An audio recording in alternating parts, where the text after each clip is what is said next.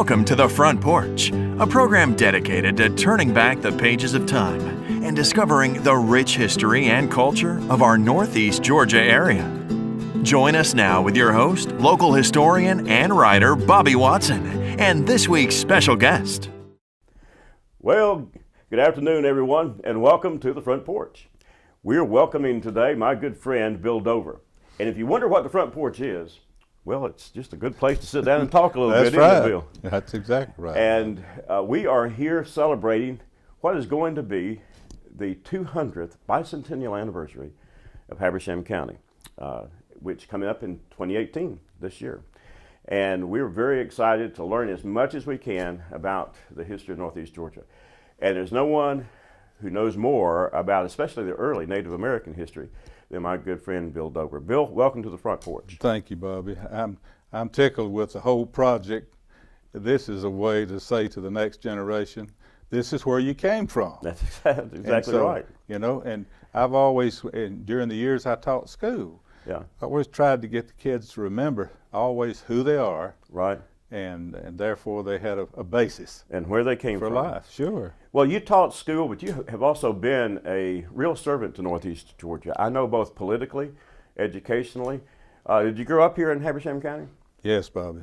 Went to North Habersham. I went to Hollywood School, Woodville School, Tallulah Falls School. Oh, really? And graduated at North Habersham. At North Habersham, what year? 1963. Okay. Well, I came a little bit later, but I caught on the tail end of North Habersham High School in 1969, of course. But when did you serve as our representative in Atlanta? I began serving my first term the second Monday in January in 1975, Bobby. 1975. Right, and then y'all elected me 10 consecutive times. How about that? So my final term would have ended in 95. Yeah. But I got drafted away from the legislature by the Public Service Commission. Oh, okay. And so they needed someone to run the agency, and so I ran the Public Service Commission as CEO for 3 years, and then decided to come home and go back to farming. Well, I was a parole officer for 10 years. Oh, really? Yeah, okay. I love that. Probably nothing I've ever done, I had more satisfaction than seeing some of my parolees turn around, Bobby. I always told them when they first came home from prison, I said, look here, there was only, now I'm sitting in the state office and I make no apology to anybody. I said there was only one perfect human being. We know what happened to him.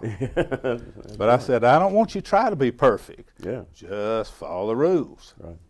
And if you don't, I'm going to bring those Smith & Wesson bracelets and I'm going to send you back down the road. That's right. So I didn't have to send many back, Bobby. Well, that's kind of a good, I'm going to use the word ministry, outreach. Sure. Because those people are at the key point in their lives. Absolutely. I know. But I know how much you have meant to many of the people who are actually watching this. And I know how much you have meant to me, my family. My dad thought the world of you. And thank you. He would tell me a lot. I was actually gone during most of that time because I left to go off to school and lived in South Carolina for over 30 years. But coming back, it has been exciting to learn about the history of the county. Absolutely, Bobby. And like I said, I know you're my go-to guy in a few minutes, but I want to talk some about early Native American Indian history and lore in the county. But before we did that, I was really impressed because, as I say, I'm an armchair farmer, right? I like to wear overalls. I have tractors. I like to go cut wood. But when it comes to farming, well, I'm just an armchair farmer. I'm not much of a farmer. I just like to pretend. But you, on the other hand, really farm the old-fashioned way. Is that right? Yes, we do, Bobby. I still use my horses. Now, I have a tractor. Yeah. I use the tractor as a power unit from a sawmill. Right. And occasionally I'll use it from big logs if it's bigger than a team can handle in the woods. Yeah. But I do almost all my cultivating with the horses. And oftentimes a lot of the disking with the harrow, and I milked Suzanne, I milked a cow this morning. Oh, really?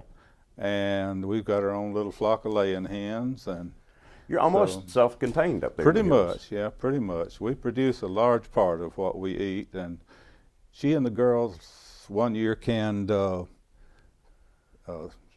600 or 800 quarts. I don't remember, Wow. but it was a lot of food. And with 4 young couples, families, you know, we can for all of us, so Right. to speak. Well, it's great to know that we have not just someone working at that self-sufficient level, you know, in the county who can teach others, like you said a while ago, teaching younger people what it was like. Sure. And who knows, there could be a time when we have to go back, and we certainly need to know those skills. But do you enjoy doing it? Is it fun? Absolutely. Over the years, we have had school groups, Bob, Really, to come and watch you. Come and watch us, including some of the homeschool groups. Yeah, Let them come and experience the farm. yeah, And it's a wonderful opportunity, and it is a ministry in itself. yeah. And so you have your team of horses, and I'm sure they have them named, and the kids get to meet them. Is that right? Oh, why, sure. I have 3 halflingers. Yeah. These are a smaller draft horse developed in Switzerland several hundred years ago, but they're powerful little horses. They look Yeah. just like a Belgian, except Really? they're about 2/3 the size. Right. So I have 3 of them. I can work 3 side by side. I can work 2 side by side, or work them single. Yeah. Then I have an old Clydesdale mare that belongs to my son-in-law, and she'll do anything. Oh, how about that? I drove a team yesterday about 4 or 5 miles. Really? The first day that had, I'm breaking a colt, Yeah. and so I put him beside that old draft mare, Yeah. but he still hates school buses. Yes, So, afternoon. a little bit ornery, huh? Well, he's just a baby, Yeah. but he's doing well. Yeah. Well, I am so happy that you're here with us, because in just a few minutes, I want you to tell me about your Cherokee heritage.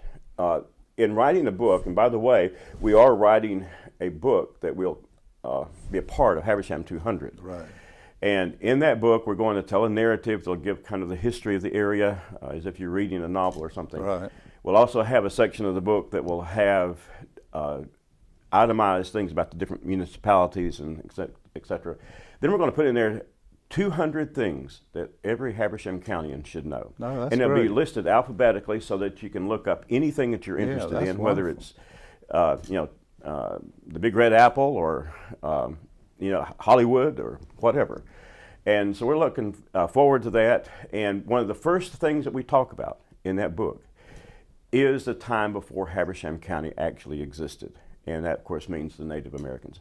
And so in just a few moments, when we get back, take a little break here and take a little swig of water, and then we'll come back, and I want you to tell us a little bit about your heritage. I'll be glad to, Bobby. And we'll be back in just a few moments, and Bill and I will start talking about some Native American culture here in the Northeast Georgia mountains. Don't go away. There's more talk coming up on the front porch. We'll be right back.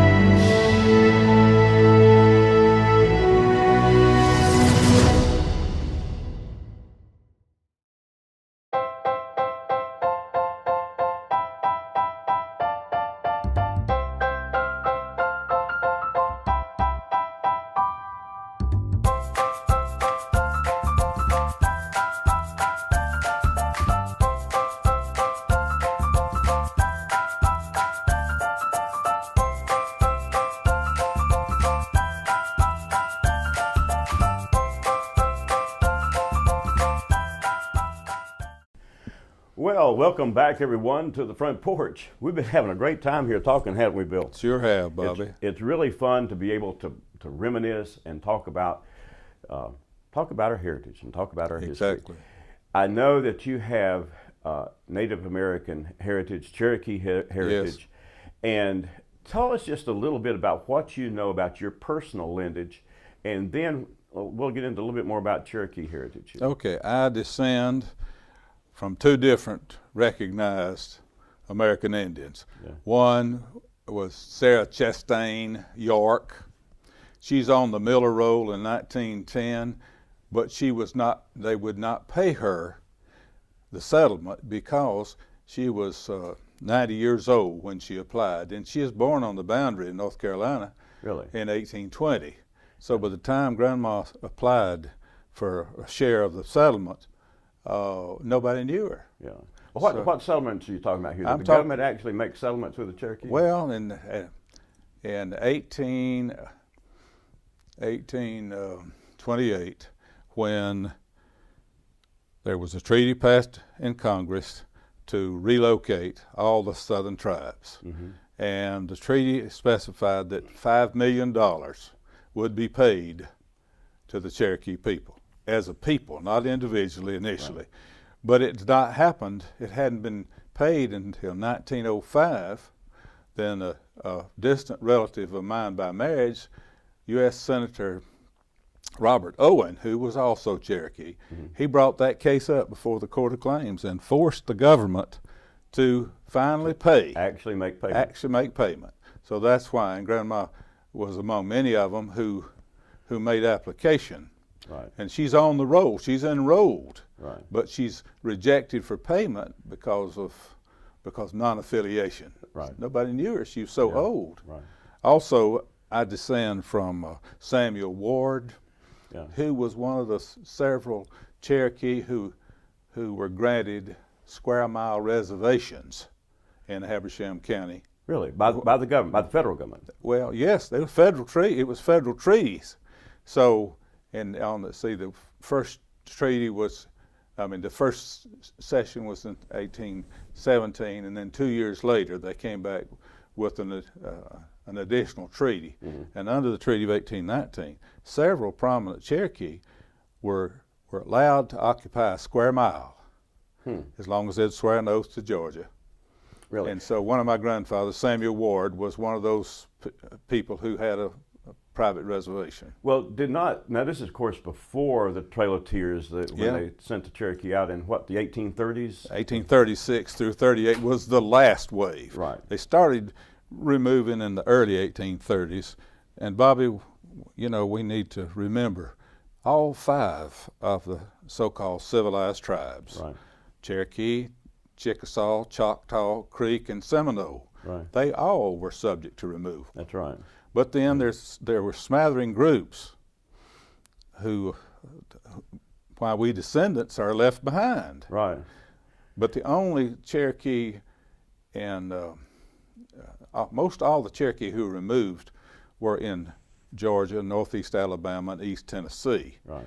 Because the folks in North Carolina, there was a group of full bloods. We Right. call them in Cherokee Ani-Dudi, the Okay. Snowbird Mountain people. They were the true hideouts. Right. See, we were already intermarried. That's right. So we weren't forcibly removed. And I had 2 cousins, family cousins, who were forcibly removed. Well, let me ask you, because I know when the government came in, mainly the state of Georgia, and insisted now that the Cherokee be moved and relocated, there had already been probably, 100 years of contact and intermarriage, maybe more than that? Well, the first time that our Cherokee people made contact with English folks was in 1726 Okay. at what's now what we call Tugelo Town. That's right. Yeah. Dooley in Cherokee.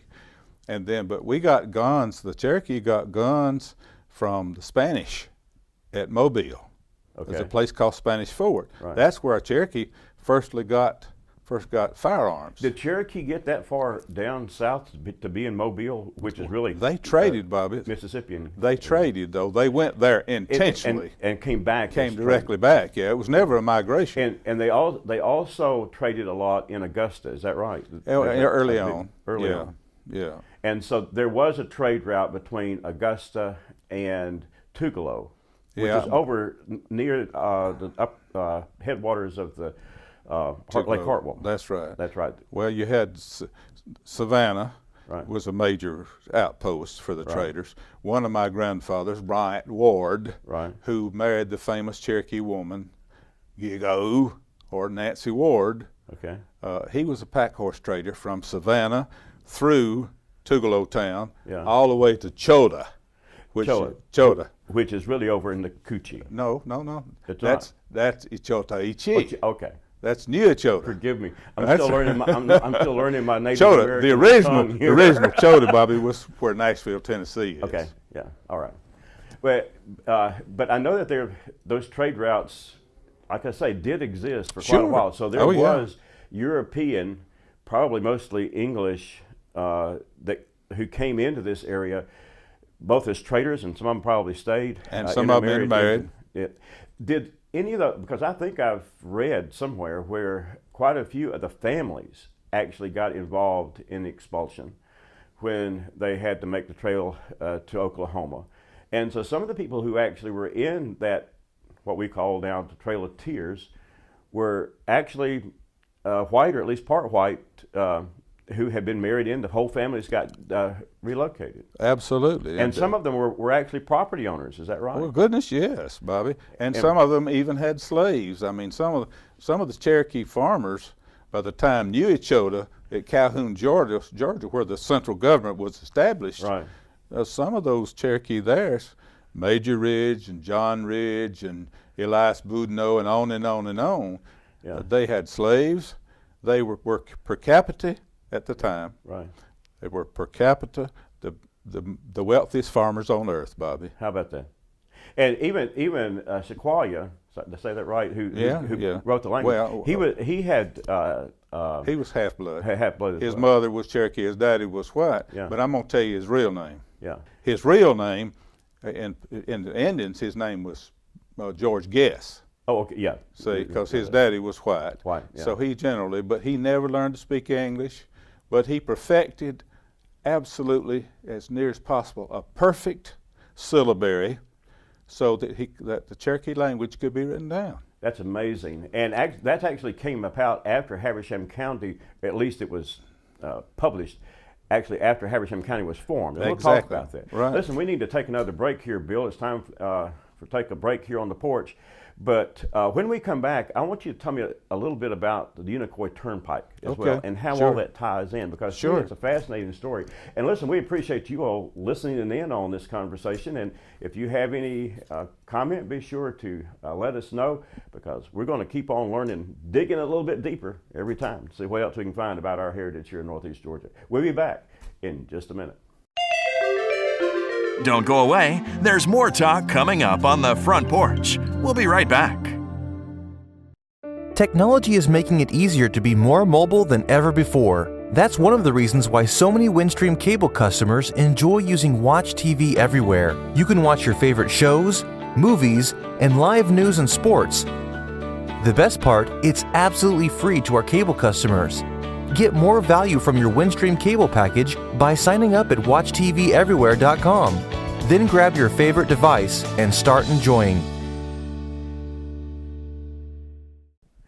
Oh, welcome back. Welcome back to the front porch. We've been having a great time here talking about Native American heritage. And Bill, I do appreciate you taking this time. Thank you, Bob. To sit down with us and just kind of talk here on the porch. Yeah, I'm always glad to share our heritage on both sides. You know, I'm proud of both sides of the family. I certainly understand.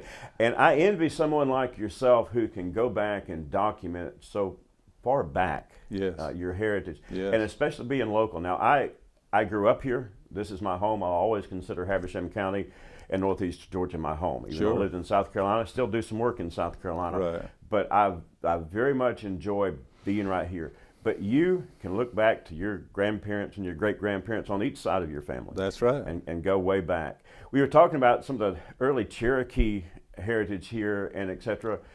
There's two things that identify Northeast Georgia, especially at the time that Habersham County was formed. Right. One is natural, and that's the river. We got to thinking about this the other day, how to put a cover on the book. You know, we don't have a predominant mountain that easily is identified, but there's one thing that identifies Habersham County, and that's the Sequoia River. And Bobby, at that point, let me make sure that everybody knows in the Cherokee language what Sequoia means. Okay, do. Sequoia is not squealing pig, and in Cherokee, you say Shokwili, and it just lets say Shokwili Egwani. That just means horse creek or horse river. Horse river, so, okay. Shokwili is the word which we use, Sequoia. Sequoia. So it's horse creek. And you know, there was always the run-in debate Sequoia with an E or Sequoia with two E's. And so it's easier for me to write it in the syllabary because it's more true, more nearly true that way. Right. But the Sequoia River actually runs within the county. Exactly. It does not border any other county. That's right. By the time it gets into the Chattahoochee, it's in the Chattahoochee, exactly. and it actually had headwaters up in Goshen Valley. That's correct. So if you're looking at a Habersham County on a map, it has like a stovepipe up at the top. Sure. And that's where that Sequoia River starts, right there, and it flows right on down to the bottom. And it's unique. There's no other county in the state, possibly in the southeast of the country, that has a river as predominant as the Sequoia that only boundaries one county. But the other thing that I enjoy learning about and have tied history into is the Unicoi Turnpike, right, which ran right through to the heart of our county. Sure. And when did and how did they form the Unicoi Turnpike? In 1804, a private company arranged with Cherokee for the Georgia section and the Tennessee section to start a wagon road from Dooley to Gallowtown that would ultimately wind up at Tellico Blockhouse in Tennessee. Okay. So in 1804, the Cherokee allowed a right-of-way through the nation. In 1804, of course, that's before Habersham County was formed. Sure. But Franklin did exist, and so that there was a line that separated Cherokee territory from the state of Georgia at that time. Franklin County, in 1804, the old line south of here, where we call Lion Baptist Church, right, that was the old treaty line, and then in 1804. The treaty line moved up just south of the top of Baldwin Mountain. And that's what we call the Hawkins Line. That's right. Moved to the Hawkins Line. Right. And Hawkins, of course, was one of George Washington's lieutenants. Hawkins was actually, Captain Hawkins was actually, I think, a French translator for George Washington. And he assigned him the task of laying that line out. Exactly. And so that when they put this turnpike in, they were going through Cherokee land, and That's right. And so they had to have some kind of agreement with. They had an easement from the Cherokee Nation.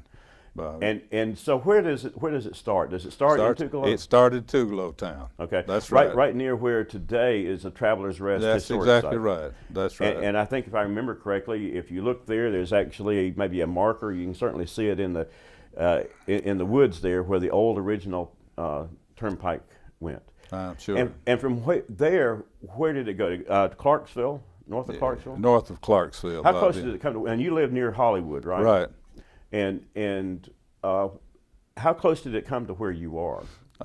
Can we still about 2 miles, Bobby. Can we still actually find those old road beds? Or no. Have they been lost in history? The one place I know of an extensive part of it is a road that's now closed from Highway 17 to the top of Toccoa Falls. Okay. It's called the old Joseph Whitehead Road. Yeah. That was a literal part of the Unicoi Turnpike. Okay. It came somewhere through about Antioch area, and it crossed 441 approximately where the black church is, just south of Hollywood. Right. Okay. And then I think someone told me one time it actually ran behind where the Habersham home is and came up near where Bethlehem Church is, and somebody even said maybe the cemetery there, and went across I think it went across Alec Mountain, did it not? Bobby, I'm not sure. Obviously, today we know that US 17, taking us to the Saltine Coochie Valley, is a modern day equivalent of the Unicoi. That's exactly right. And let's get the word Unicoi translated here. Okay, good. Unica means white. We had refuge towns, Bobby. Yeah.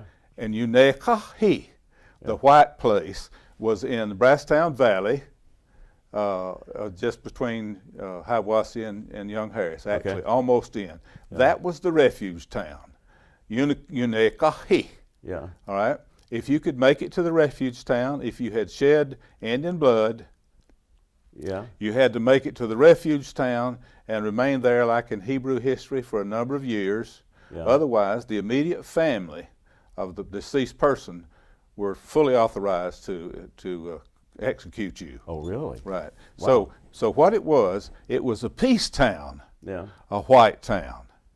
All right. So the trail is named for that place. The trail is named for Uneakahi, and the trail went right close by there through the Young Harris Valley. How about that? And we're about to run out of time. I can't believe that. Bill, I've got to get you to come back and visit again on the porch. Well, Yeah, we'll do it, Bobby. We got to find out, as Paul Harvey would say, we got to find out the rest of the story. But it's been very interesting. I know the Turnpike was here before the county was. Sure. And of course, Habersham County would come into existence after a couple of treaties in, I think, 1817, 1818. And 1817 and 1819. In 1819. That allowed the state of Georgia to buy, I guess, or to purchase in some way, gain access. Well, just gain access, Bobby. We'll just say that. Okay. Well, listen, you got to come back, Bill. Thank you, Bobby. We do appreciate you visiting with us on the porch. It's fun to hear about our heritage, and be sure to tune in next time. And Bill, come back. We'd love to talk with you some more. Thank you, Bobby. And we do thank you for being a part of the Front Porch. Be sure to let your comments be known if you're watching this on YouTube, or give us a call if you're watching through Windstream. Be sure to contact Windstream. And we appreciate you being a part of learning the heritage of Northeast Georgia. Bill, hope you have a great day. Yes, sir, Bobby. And I Thank appreciate you. very much you visiting us on the porch. All right. Y'all have a great day.